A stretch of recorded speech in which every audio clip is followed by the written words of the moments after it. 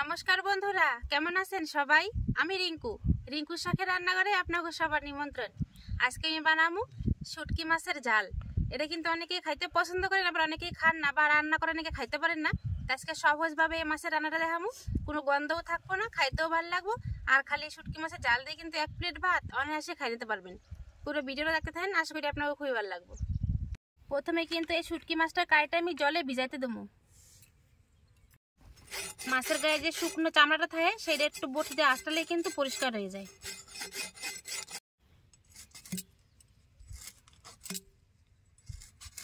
মাছগুলো আমি এরকম সাইজ করে কাটিয়ে নেবো। আপনারা আপনাকে পছন্দ মতো মাছের সাইজটা করে নেবেন।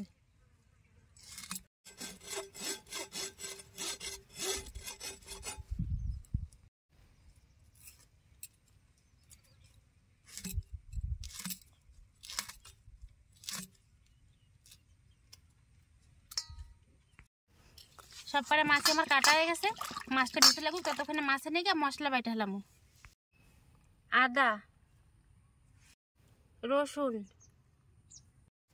স্বাদ অনুযায়ী শুকনো লঙ্কা, ছোট ছোট 2টা এলাচ একসাথে নিপাস করে বাইটা নেব।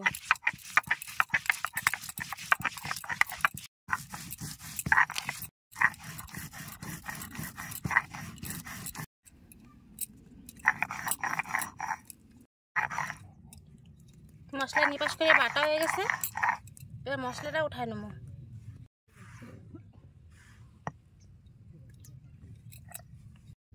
এখন যেহেতু শীতকাল, তাই মাছের জালের মধ্যে আমি একটা বেগুন দিব। বেগুন দিলে কিন্তু এই মাছের জালটা খাইতে আরো বেশি স্বাদ লাগবে। এত বড় বেগুন পুরোটা আমার লাগবো না, তাই আমি কাইটা অর্ধেক টুক বেগুন দিব। ইরাম আবার পোকা, এই তো মনে পুরোটাই দেওয়া লাগবো কাইটা। বেগুনটা এখন আমি ছোট ছোট ডুমো ডুমো করে কাটে নেবো।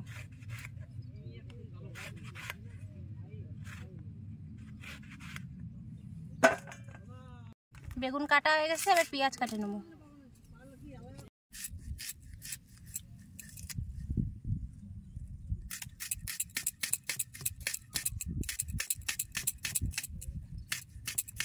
মাছ রান্নার নিয়ে সবকিছু রেডি করে হেলাইছি। এখন মাছগুলোর জল পাল্টা পাল্টা বারবার ধুয়ে দিয়ে পরিষ্কার করে নেবো। মাছ ধুয়ে পরিষ্কার করে নিছি। মাছ এবার নুন হলদি মাখায় নেবো।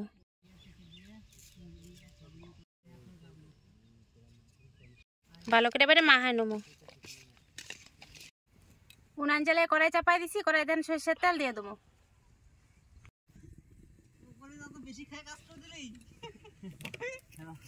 তেল সুন্দর গরম হয়ে গেছে, মাছগুলো এখন ভাজে নেবো।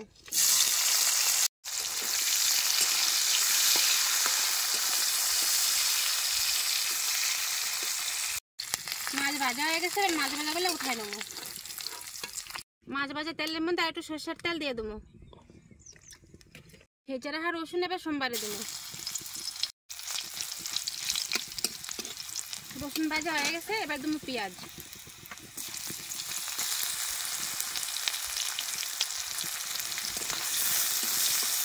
নাইরা চেরা পেঁয়াজ দেখেন কত সুন্দর ভাজা ভাজা করে নিছি।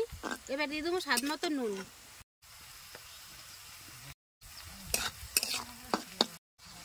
বাইটে রাখা মশলাটাও কিন্তু এবার দিয়ে দেবো।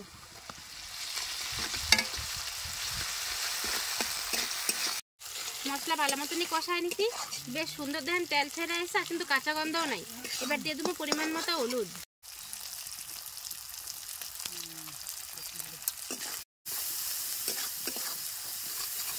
ভালো করে কষায় নিছি। এবারে দেবো একটা টমেটো কুচি। মশলা কিন্তু আবারও ভালো করে কষায় নিতে হবে টমেটোর সাথে। টমেটো দিয়ে মশলা কিন্তু আবারও ভালো মতো কষায় নিছি। মশলা এখন পুরোপুরি রেডি হয়ে গেছে। এবারে কাটে রাখা বেগুনটা দিয়ে দেবো। মশলার সাথে বেগুনটা ভালো মতো এবারে কষায় নেব।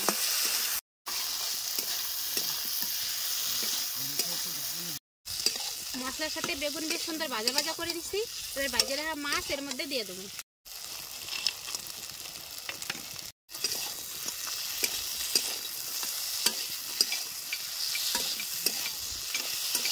সবকিছু ভালো মতন দেখেন কষানো হয়ে গেছে, এবারে জল দিয়ে দেবো।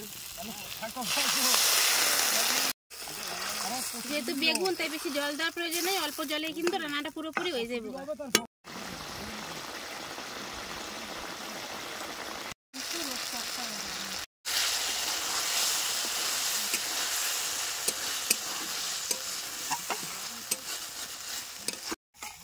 বেগুন দিয়ে শুটকি মাছের জাল কিন্তু পুরোপুরি রেডি হয়ে গেছে। আর দেখছি তো কত সুন্দর তেলও ছেড়ে দিছে। এবার উপর থেকে ধনিয়া পাতা ছড়াই দিয়ে নামাই নেবো। কত সুন্দর রংটা হয়েছে দেখেন, আর কি সুন্দর ঘিরান ওঠা যাচ্ছে।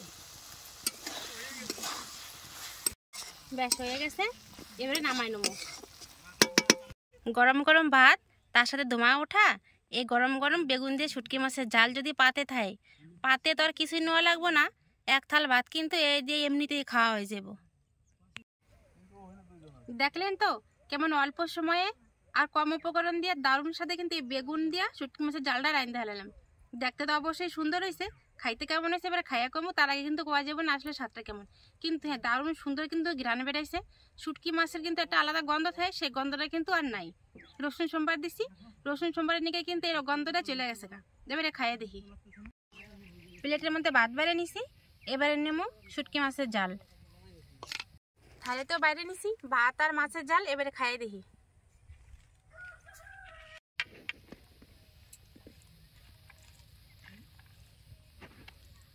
মাছটা দেখেন গোটাই কিন্তু রয়েছে।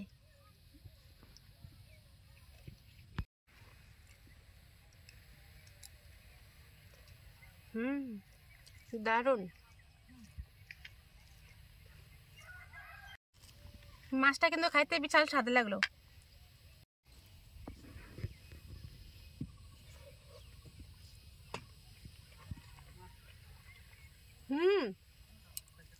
দারুন। একটুখানি টমেটো দিয়েছিলাম না, সেই টমেটো দিতে কিন্তু মাছটা বেশ টকটক লাগা যাচ্ছে, আর দারুণ হয়েছে কিন্তু খাইতে।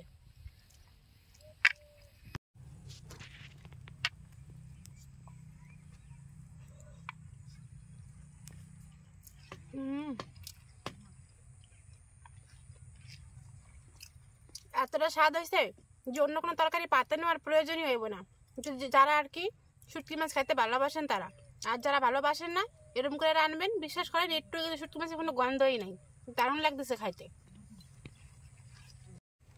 যদি আমার এই সহজ রেসিপি বেগুন দিয়ে শুটকি মাছের জাল আপনাকে ভালো লাগে, তাহলে অবশ্যই এটা লাইক, কমেন্ট, শেয়ার আর সাবস্ক্রাইব করতে কিন্তু ভুলবেন না।